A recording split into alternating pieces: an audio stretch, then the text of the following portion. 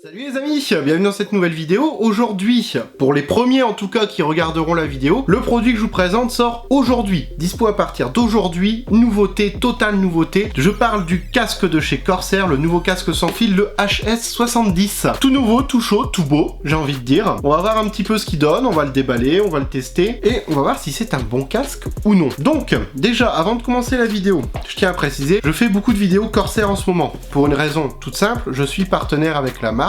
Donc eux m'envoient des produits afin que je les teste. Je suis absolument pas payé ou quoi que ce soit pour en dire du bien. Je suis là simplement pour tester le produit. Si c'est à chier, je le dis. Si c'est bien, je le dis. Je dis souvent que c'est bien, c'est vrai. Pourquoi? Parce que j'aime bien le produit et que je vais pas en dire du mal si c'est pas mal. Voilà. Bon, après cette petite parenthèse, je vous propose qu'on déballe le nouveau joujou et puis qu'on voit un peu ce que ça donne. Une fois le carton ouvert, carton qui d'ailleurs est quand même bien fait avec comme d'habitude présentation du produit complète dessus, on va tomber sur le guide de démarrage rapide, les informations de sécurité, le guide de garantie Corsair, le micro, la clé USB qui sert à le connecter à l'ordinateur en sans fil et le câble de charge de 1m80. Pour terminer, évidemment, on a le casque. Avant d'aller plus loin dans le test et de s'intéresser aux caractéristiques principales, on va déjà regarder un peu le design. Le casque, il existe en noir, celui que j'ai là. Il existe en blanc également. Il va être dur à avoir en blanc, je pense. Il est sur un design, comme d'habitude chez Corsair, quelque chose de très sobre, de très classe et de très efficace en même temps. On a sur le dessus, sur une matière simili-cuir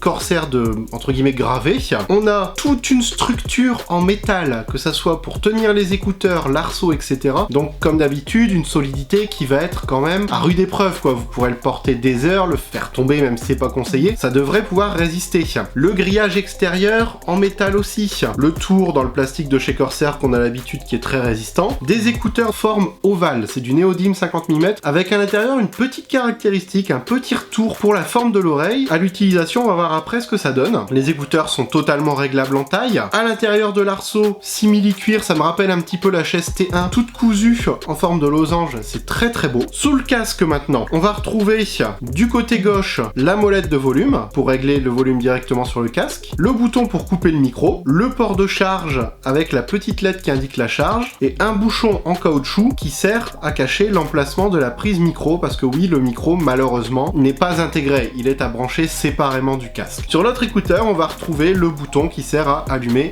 et éteindre ce casque. Je regrette vraiment que le micro ne soit pas déjà installé sur le casque ou qu'il soit rétractable comme la plupart du temps, je trouve ça plus pratique, plus simple, mais après, honnêtement, c'est un casque gamer, le micro on l'emboîte et on le laisse. Donc c'est un problème sans en être un pour moi. Donc comme je disais, celui-là a un bouton marche-arrêt tout simplement parce qu'il est à batterie. La batterie, je vous en parle tout de suite avant de m'intéresser plus aux caractéristiques audio et à l'installation PC. La batterie est annoncée comme pouvant faire jusque 16 heures, ce qui est vraiment pas mal pour un casque de jeu, et ça les tient. Dans les tests que j'ai pu faire, la batterie a tenu entre 15h, 15h30, et en fonction de l'utilisation que j'en avais du micro ou autre, du volume, j'ai pu atteindre les 16h30, mais sinon ouais, les 16h ça les fait. Autre petit regret sur le design que j'ai avant de passer au test toujours, il est pas RGB.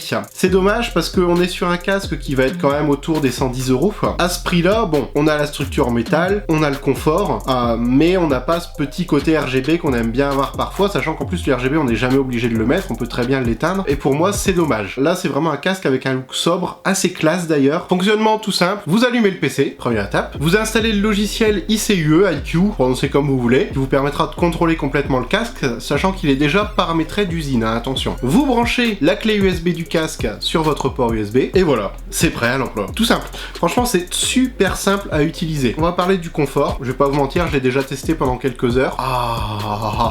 C'est juste le paradis du casque. J'en ai testé plein des casques, vous le savez, vous les avez vus en vidéo, j'en ai jamais eu un aussi léger et aussi confortable sur la tête, clairement. Ça a été un sujet de dispute d'ailleurs avec Léonie, parce que comme vous savez, j'utilise le Void Pro Airless, et clairement celui-là au niveau du confort, il est au-dessus, très clairement. C'est la matière. Le fait que ça soit simili-cuir, c'est moelleux, ça englobe, c'est super confortable. Là où le Void Pro c'est de la microfibre, et je suis un peu plus sensible à la microfibre, ça me donne plus chaud, ça m'irrite un petit peu plus vite. Là, c'est 100% confort, et c'est vraiment le top du top. Franchement, le Void Pro, ça serait pas un cadeau de Noël, rien que pour le confort, je prendrais celui-là. Il isole extrêmement bien les bruits extérieurs de manière passive. Ça, c'est vraiment un gros avantage qu'il aura. Vous pourrez pas entendre votre mère râler parce que vous êtes en retard pour le repas, ou votre petit frère râler parce qu'il veut jouer au PC, ou votre petite sœur râler parce qu'elle veut jouer au PC, après tout, pourquoi pas. Non, non, vous entendrez, bon, forcément vous les entendrez un peu, j'exagère un peu le truc, mais ça isole vraiment bien. Ça, y a pas de problème pour ça. Au niveau du son, justement, il est connecté au PC en 2,4 4 GHz et on a un système donc en néodyme 50 mm avec du 7.1. Et oui, c'est du virtuel 7.1, mais ça reste du 7.1 quand même. Le son en fait est ultra clair. On a des basses qui sont présentes mais pas envahissantes. C'est assez bluffant d'ailleurs pour un casque comme ça. Et le son est vraiment très clair, que ça soit les voix, que ça soit les tirs d'armes, les voix des personnages dans les jeux, les sorts que vous lancez, peu importe ce que vous faites en jeu, vous l'entendez extrêmement bien. Et ça c'est vraiment top. Sachant que c'est les réglages de base. Après dans le logiciel, vous pouvez mettre en basse boost, en voix plus claire, en son plus clair, vous pouvez faire tout ce que vous voulez dans le logiciel et ça c'est vraiment top. Pareil, le 7.1, vous pouvez le désactiver pour passer en mode stéréo, c'est toujours pratique. Ça, il y a des gens qui parfois sont pas à l'aise avec le 7.1, vous rigolez sans doute derrière l'écran, mais je vous assure que ça existe, et qui préfèrent le stéréo. Ça, c'est chacun ses goûts. En tout cas, sur le son, j'ai rien à redire. Le micro, il est équipé de ce qu'on appelle de la technologie Crystal Clear, qui est en fait une technologie qui va prioriser la voix et faire en sorte qu'elle soit parfaitement audible, le plus audible possible et le plus proche possible de la réalité en même temps. C'est certifié pour Discord, donc pas de problème pour les gamers, de toute façon c'est conçu pour, vous pourrez chatter avec tous vos coéquipiers sans souci. Sur PC, en plus, vous aurez une petite voix qui vous dit mic off, mic on, bonjour, j'ai mon assistante personnelle, qui va vous indiquer en fait tout simplement si votre micro est allumé ou éteint en appuyant sur le bouton. Franchement en jeu c'est utile parce que parfois on se perd un peu, hop, on appuie, on sait mic on, mic off, c'est vraiment très pratique. Autre point important, 16 heures de batterie c'est bien, mais la batterie c'est comme tout, ça s'use, et quand ça s'use il faut recharger. Vous pouvez recharger en l'utilisant, je vous montre. Tu branches ton câble USB sur ton PC ou sur le chargeur que tu as le plus à proximité, tu branches sur ton casque, la petite voix te dit charging battery, ce qui veut dire tout simplement que tu es en train de charger, parce que la voix va aussi te dire quand ta batterie est low, battery low, elle va te le dire, oui, tu le mets sur ta tête, et voilà, tu passes sur un casque filaire, t'as 1m80 de câble, c'est quand même pas mal pour pouvoir le recharger en l'utilisant. Honnêtement, vu l'autonomie, vous le rechargerez pas très souvent, à moins de vraiment de vous faire des journées de 24 heures de jeu complètes, là il faudra le recharger au moins dans la journée, mais sinon, pour l'utilisation que j'en ai, j'ai fait entre une demi-semaine et une semaine complète en fonction du temps de jeu que j'avais, c'est franchement pas mal, vraiment c'est largement suffisant. Ouais les amis, si on arrive à la fin de la vidéo sur ce petit produit vraiment en tout cas que moi j'aime bien, comme je vous dis il me fait vraiment hésiter à changer avec mon Void Pro hein. S'il n'y avait pas ce manque de RGB dessus, parce que oui je suis fan du RGB, j'adore l'interaction du RGB chez Corsair en plus, mais si le logo qui est là au lieu d'être sobre métallique classique avait été RGB, je pense vraiment que je serais parti sur lui. En tout cas au niveau du confort, moi je l'adore totalement. C'est vraiment un bon casque. Au niveau audio, il est excellent. Le rapport qualité, solidité, prix est pour moi extrêmement bon. C'est vrai que c'est un budget. Dans les 110 €, ça reste un budget, je vous l'accorde. Il y a des casques beaucoup moins chers. Mais entre la structure en alu, le confort, la qualité du micro, la qualité de son, pour ce prix-là, j'en ai pas connu beaucoup qui avaient tout ça. Donc vraiment un très bon casque. Je regrette par contre vraiment le micro qui soit pas directement intégré dedans. Je comprends pas pourquoi ils ont fait ça. Je vois pas trop l'intérêt. Mais bon, comme je vous disais, une fois mis en place, on n'y touche plus, donc c'est pas bien grave. Mais c'est vraiment un casque, si vous avez le budget, que je vous recommande, que ça soit en noir ou en blanc. En blanc, il doit être très beau aussi d'ailleurs. Dernier point avant de se quitter, parce que je sais que vous allez me poser la question en commentaire, il est compatible PS4. Oui, pas de problème pour ça.